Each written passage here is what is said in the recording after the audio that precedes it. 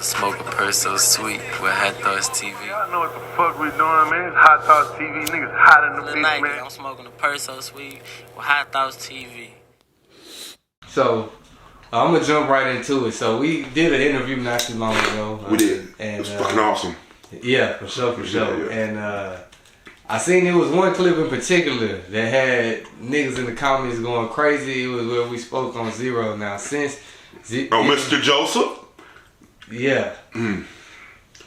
So since then, I want to say there's been like 3 other interview clips. Like he's done interviews with Donnie Houston and Mike D, and a few others as well.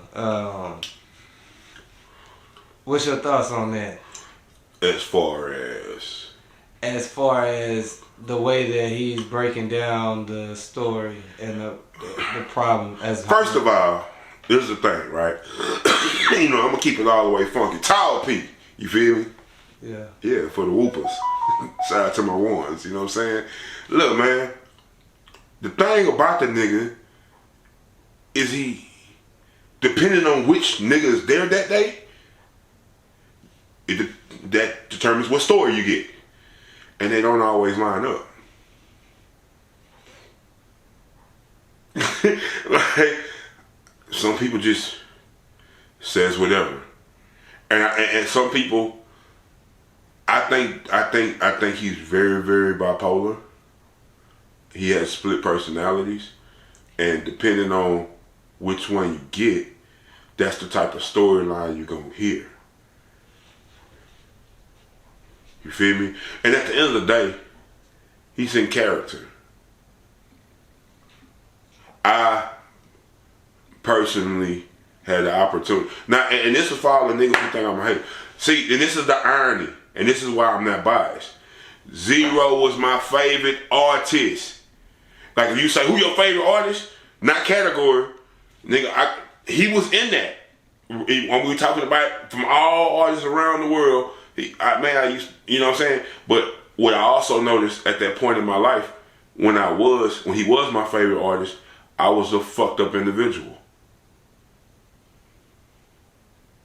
So now that I'm not that individual no more, or you know, in the past, as I changed and grew and came up out of that depressed, woe is me, all I got is me, nobody's real, can't trust nobody. I got it out of my teens, my nigga.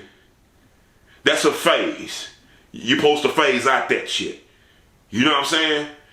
Real shit. So I like him better with collab with other artists because they make him get out of his normal talking point.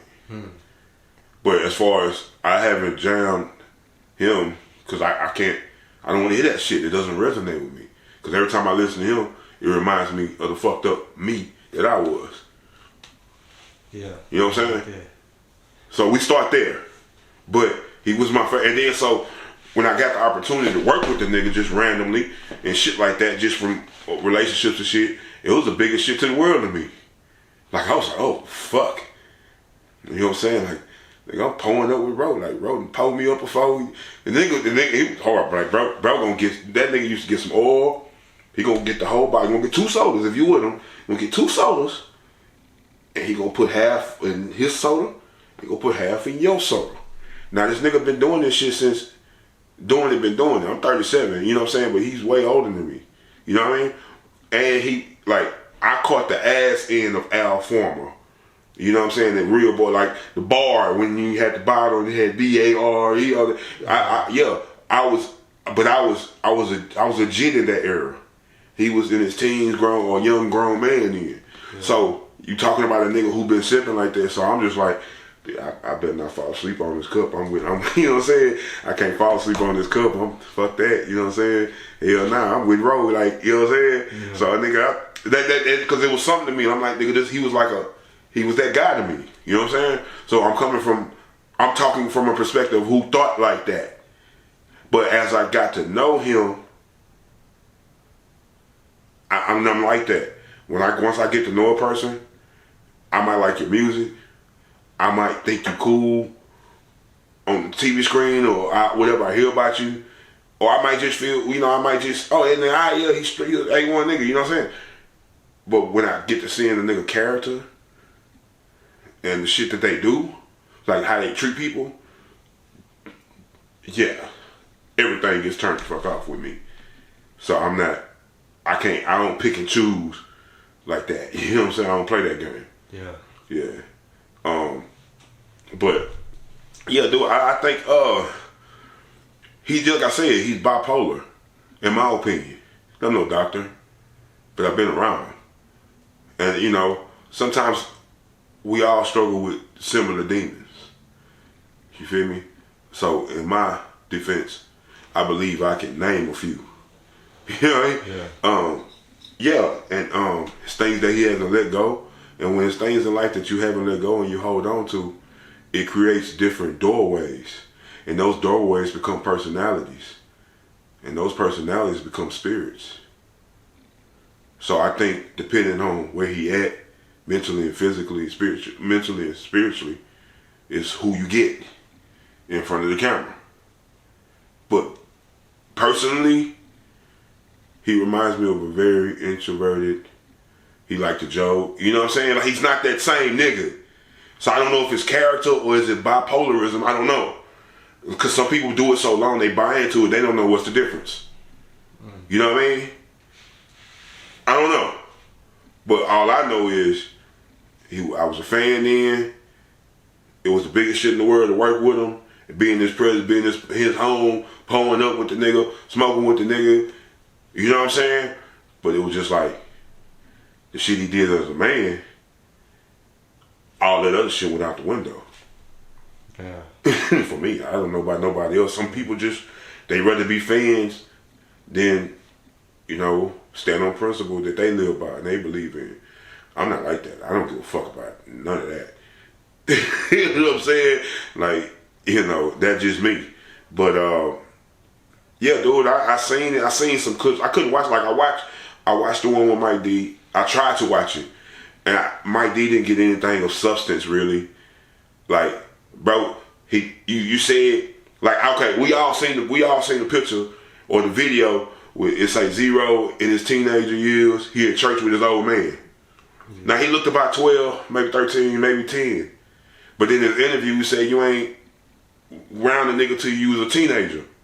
But you got a video with like he wasn't in your life, but you got a video with you young as fuck in a suit, them big ass goddamn goggles on, with your old man in church. So which one is it? Oh, my hair don't grow on the side because I got shot in the face. Nigga, what? This is what the nigga said in the interview. So it's just like certain shit. It's just like, bro, what the fuck are you? Like, he ain't hear you laugh. And sometimes this is why niggas don't talk a lot. Because they lie a lot. But we living in the era where snitches are cool and liars are real niggas. Now, I ain't saying lie about everything. It's so inconsistent. Like, I pay attention. When people say pivotal points, I pay attention to shit. So when I hear shit and I'm like, well, wait, and I see something, I be like, you know what I'm saying? The motherfucking get the, that ain't right. You get the buzzing, you know what I'm saying? Like, that's just how my mind works. You know what I'm saying? Spam, something ain't right. You know what I'm saying? I'm like, man, this nigga be lying. And then my homies from the West, like, they'll call and be like, you that nigga, man, this nigga here full of shit. That nigga ain't blah, blah, blah. He ain't starting no goddamn. I'm just like, why nigga be lying? But maybe he's in character. Yeah. And at the end of the day, he's an artist. He's an entertainer. That comes with being a character. So, from that space, I get it. But that's maybe why, for me, that's why I couldn't do it, because that's not more important to me than being all the way. No, for sure. You know what I'm saying? I'm not finna get nowhere and be saying it. Like, it's just the shit he said. You know what I'm saying? It's just like, bro, I don't know, some people's mind don't work like that, but I catch inconsistencies I catch them when I'm not trying to catch them. I can't even turn the shit off. I can't turn the shit off, never. So when people do things and say shit that's inconsistent, it's always like, my mind's like, spam. Put that in the spam folder. Gallery, archive. So when it come back again, it's like an AI or something. You know what I'm saying? When you say something, that motherfucker just pop up. That's how my mind works. So when I see certain shit, it just, come on, dog, just keep it funky. Yeah. Like, So what's so hard about keeping it funky? That's a good question. Nothing. It's not. It's really, really not. But that's why I said, I mean, it's either a mistake of the head or the heart. You either doing it on purpose or, nigga, you've been struggling with these personality problems so long. A part of you actually feels this way, or you remembered it this way. But then the other side of you remembered it another way. Why? Because you say two different things in interviews. So we're gonna credit that to the mistake of his personality discrepancies, his bipolar discrepancies. I'm gonna say, you know, I ain't gonna call him a bitch or a liar, but he just certain shit like that. It just, you know what I mean. So I seen it, but it was just I couldn't watch it because I mean it was bored. I fell asleep. I dozed out first of all, so it was nothing the fuck he was really saying. And then it was just like I ain't get it. You know what I mean? Like I ain't get it. You know what I'm saying? Like one thing I know, it takes a lot to reach the level that he reached, and to get on the interview and act like you did it by your motherfucking self. Only fools believe that. Yeah. So, but remember we was talking about the what we talking about the niggas, the dick pullers. Oh yeah. Now here's the thing, and somebody, you know, somebody I'm familiar with was like, you know, when I said this why I don't, that street shit I don't fuck with it because this shit foo-foo, and he was like, nah, all street niggas, bro, you up here defending a nigga who tattle-toed. No, it was on camera. The state picked it up. You need a victim, motherfucker. The way criminal law works, without a victim, there's no fucking crime. That means he said the nigga names, he did a lineup, pointed niggas' faces. Come on, bro. You cannot excuse that. If you love the man, just say you love him, but still condemn the fuck shit. You know what I mean? I don't respect that. And this is why, like I said, this street shit is foo-foo. Because you got niggas who sticking to the code, then you got niggas who picking and choosing. Why you feel like that's allowed, the picking and choosing of like, okay, well, this... Because bitches still fucking them. And quite frankly, these niggas is in position. Yeah. Yeah. A lot of the betas are in position. They got rid of a lot of the alphas, and then they stumped on the ones that was coming up like me.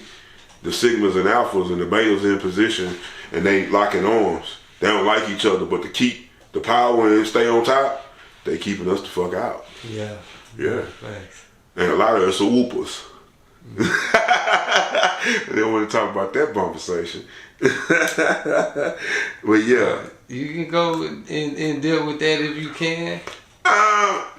Maybe next time. Okay. No, Maybe next time.